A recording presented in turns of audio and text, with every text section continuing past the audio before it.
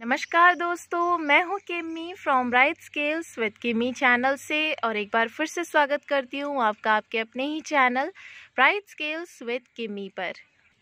चलिए दोस्तों, स्टार्ट करते हैं हमारा आज का टॉपिक। आज का टॉपिक आपको आज के टाइटल से समझ आ ही गया होगा। तो आज का टॉपिक है दोस्तों हमारा कि तपती हुई इस गर्मी से, धूप से अपने प्लांट्स को कैसे बचाया जाए।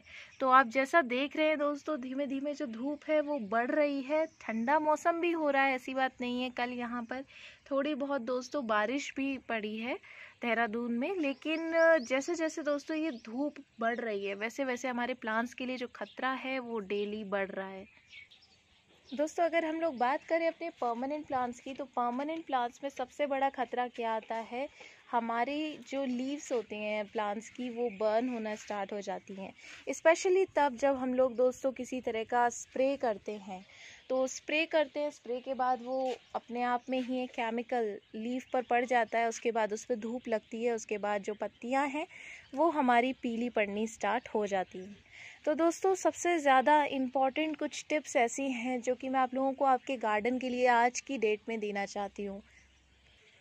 पहली टिप दोस्तों जो आपकी रहेगी कि बिना किसी ग्रीन नेट के हम लोग अपने प्लांट्स को कैसे बचाएं। तो दोस्तों बेसिकली जो हमारी टिप रहती है वो ये रहती है कि आप लोगों को पानी का अपने गार्डन में ध्यान रखना है। पानी आपके गार्डन में जो मॉइस्चर है वो मेंटेन रहना चाहिए। तो मैं आप लोगों को दो तरीके बताऊंगी। पहला तरीका है, आप नॉर्मली, आप सब जानते हैं, नॉर्मली आपको अपने प्लांट्स में टाइम टू टाइम वाटरिंग करनी है। वाटरिंग तब बिल्कुल नहीं करनी है जब आपके प्लांट में ऑलरेडी वाटर हो, लेकिन जब आपका प्लांट सूख जाए, बिल्कुल आपका जो प्लांटर है आपको दिख रही है कि सूखने लग रहा है, अब अंदर तक जो सॉइल है वो काफ़ी इतना मॉइस्चर मेंटेन नहीं है कि आपका जो प्लांट है वो दोस्तों उस मॉइस्चर में सरवाइव कर सके, तो आप लोगों को तभी पानी डाल देना है। तो पानी का विशेष ध्यान रखना है। आपको दिन में 1 2 3 बार भी पानी डालना पड़ सकता है।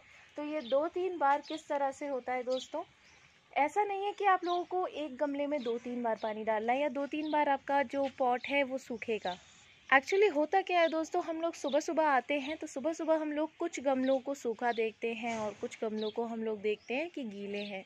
तो आप लोग सूखे गमलों को उस वक्त अच्छी तरह से दोस्तों उनमें पानी डाल दीजिए। उसके बाद जब आपके जो गीले गमले होंगे उनको छोड़ दीजिए।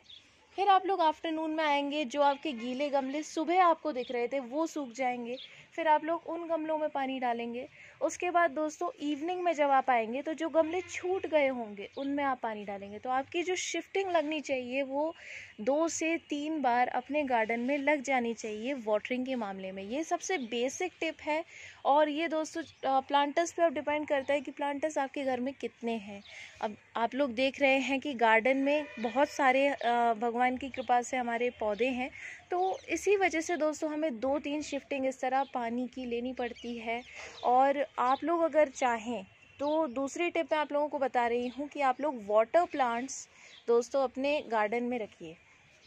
अगर आप वाटर प्लांट्स नहीं रख सकते हैं तो अपने गार्डन में जगह जगह बकेट्स भर के रख सकते हैं, इससे काफ़ी मॉइस्चर आपके गार्डन में मेंटेन रहता है। अगर आप लोग दोस्तों प्लांट्स के शौकीन है तो पानी में क्या होता है, पानी में आपकी एल्गी जमनी स्टार्ट हो जाती है, लेकिन अगर उसमें लोटस होगा, वाटर कैबेज होंगे या फिर वाटर लिट्यूस होंगे, अजोला प्लांट्स होंगे तो उसमें एल्गी नहीं जमेगी। अब सबसे ज़्यादा प्रॉब्लम वाली बात आती है दोस्तों हमारे गार्डन में कि अगर हम वाटर प्लांट्स रखते हैं तो वाटर प्लांट्स में सबसे ज़्यादा मच्छरों की प्रॉब्लम आती है। तो उसके लिए मैं आप लोगों को बता देती हूँ, अजोला प्लांट्स रख लीजिए या फिर दोस्तों आप लोग रख सकते हैं कोई पानी जो है वो क्लियर करते रहिए। ये सबसे एक बहुत ही बेसिक टिप है पानी वाले प्लांट्स रखने के लिए। तो ये दोस्तों पानी वाले प्लांट्स की भी एक टिप है कि अपने अगर आप लोग एक्वेटिक प्लांट्स रखते हैं अपने गार्डन में या फिर वाटर प्लांट्स रखते हैं अपने गार्डन में, तो फिर आपके प्लांट्स में काफ़ी मॉइस्चर, जो लैंड प्लांट्स हैं उनमें मॉइस्चर मेंटेन रहता है। बात करते हैं दोस्तों हम अपनी अगली टिप की। अगली टिप है हमारी दोस्तों, आप स्प्रे किस समय करेंगे। तो आप लोग सोचते हैं मॉर्निंग में स्प्रे कर लेते हैं, तो ये गलती दोस्तों कभी मत कीजिएगा।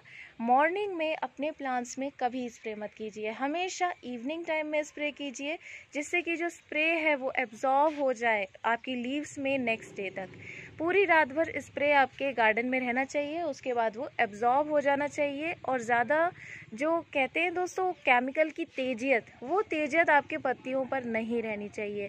उससे क्या होता है, आपकी पत्तियों पे स्प्रे रह जाएगा और स्प्रे रहने के साथ आपकी पत्तियां जलने लगेंगी। तो इसीलिए आप लोगों को इस चीज़ का ध्यान रखना है कि स्प्रे हमेशा इवनिंग टाइम में कीजिए। 5 बजे से आप लोग स्टार्ट कर सकते हैं, क्योंकि 5 बजे 6 बजे इस तरह के टाइम में आप लोग स्टार्ट कर सकते हैं। इवन नाइट में भी आप लोग स्प्रे कर सकते हैं। अगली चीज़ है हमारे दोस्तों प्लांट्स की शावरिंग।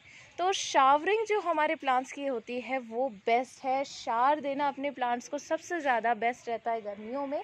आप लोग ये काम अगर शाम के टाइम करें तो बहुत ही बेस्ट समय आप लोगों के लिए रहेगा। दोपहर के टाइम मत कीजिएगा दोस्तों। कुछ प्लांट्स ऐसे होते हैं कि ज़्यादा उन पे पानी डाला जाए धूप के समय, तो फिर वो प्लांट्स फिर सह नहीं पाते। वो पानी ही इतना हीटअप हो जाता है कि दोस्तों आपके जो प्लांट्स हैं वो जलने लगे। तो इसीलिए इस चीज़ का भी आप लोगों को ध्यान रखना है कि जो शार आप लोग प्रोवाइड करेंगे अपने गार्डन को, वो शाम के टाइम कीजिए या फिर आप लोग सुबह के टाइम कीजिए। अगली टिप है दोस्तों हमारे गार्डन में फर्टिलाइज़र की। तो फर्टिलाइज़र आप लोगों को बहुत ही स्लो रिलीजिंग फर्टिलाइज़र अपने गार्डन को प्रोवाइड करना है। बिल्कुल भी हैवी फर्टिलाइज़र कोई नहीं देना। पोटाश बिल्कुल नहीं देनी है आपको अपने गार्डन में। आप लोगों को नीम खली भी ज़्यादा नहीं देनी है। DAP ये सब केमिकलाइज्ड कुछ भी नहीं देना है। ऑर्गेनिक फर्टिलाइज़र आप लोग अपने गार्डन में जितना यूज़ कर सकते हैं उतना इस समय में कीजिए। लिक्विड फर्टिलाइज़र्स का समय चल रहा है दोस्तों, तो इस वक्त आप लोग लिक्विड फर्टिलाइज़र्स अपने गार्डन को दे सकते हैं। लिक्विड फर्टिलाइज़र में आजकल दोस्तों कुछ लोग कहते हैं कि किचन गार्डन से निकले हुए वेस्ट से जो फर्टिलाइज़र बनता है वो काफ़ी एक टफ़ काम रहता है। तो कोई बात नहीं दोस्तों, आप लोग जो फर्टिलाइज़र देना चाहते हैं वो 2-3 तरह के और भी बना सकते हैं। आप लोग डायरेक्ट जो वर्मी कंपोस्ट लेके आते हैं, वर्मी कंपोस्ट को आप लोग 7 डेज़ तक भिगो सकते हैं, या फिर वर्मी कंपोस्ट को डायरेक्ट आप लोग पानी में डाल सकते हैं।